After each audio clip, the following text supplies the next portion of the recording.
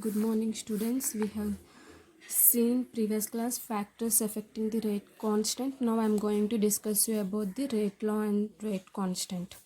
So let us see what is rate law.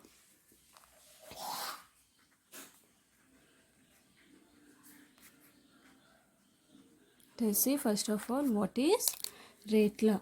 Generally, what we have observed in a chemical reactions, how the change in the rate is related to change in the concentration of the reactants. Means what? How the rate is changing and how it is relation.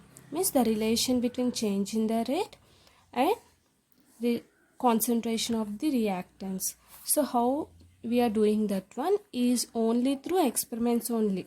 Okay, but theoretically we can't do that. So by these experiments, by doing these experiments, the dependence of the rate of the reaction on the concentration of the reactant, so what happens, it will be result in the experimentally. So we have to do it in the mathematical equation, whatever results, that one we know it as what, rate law or rate equation we can say.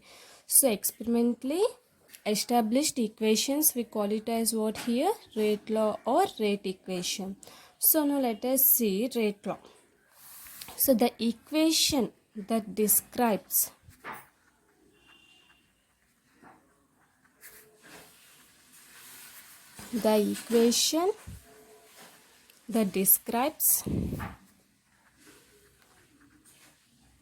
mathematically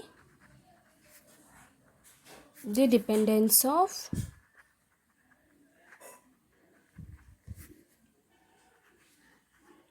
rate of reaction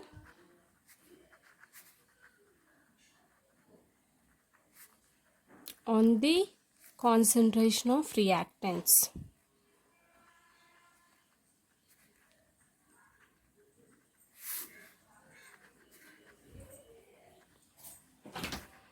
Is known as what here, rate law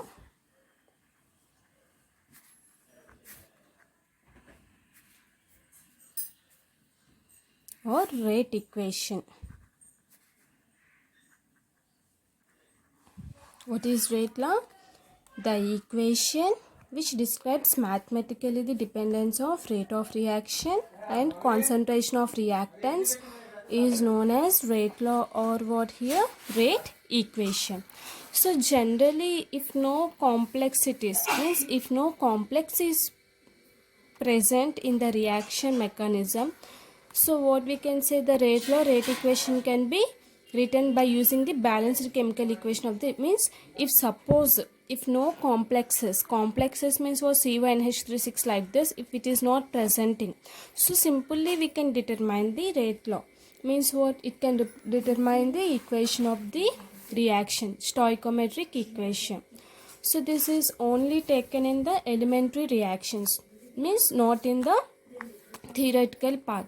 So now let us take example, A gives rise to products. So what is the example here? A gives rise to products. So we can say R is directly proportional to A. According to law of mass action, what we can say? So the rate is proportional to product of the concentration of the reactants. Means what here? So R is proportional to, R is directly proportional to A to the power 1. So R is equals to remove the proportionality, we will be writing as K into concentration of A.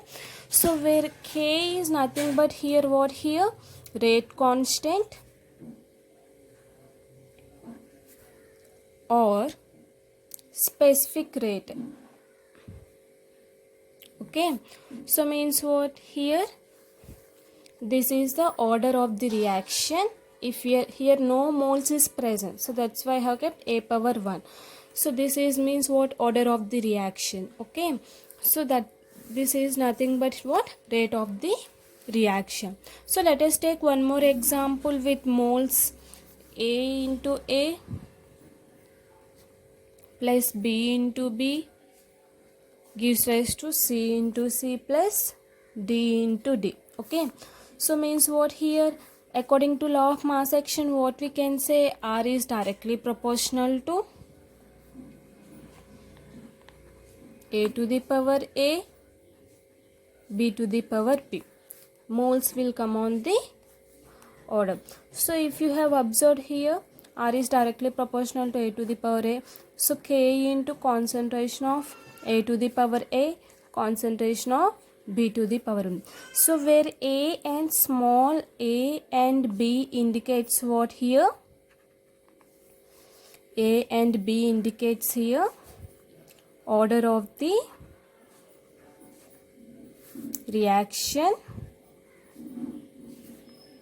with respect to A and B. So this is about rate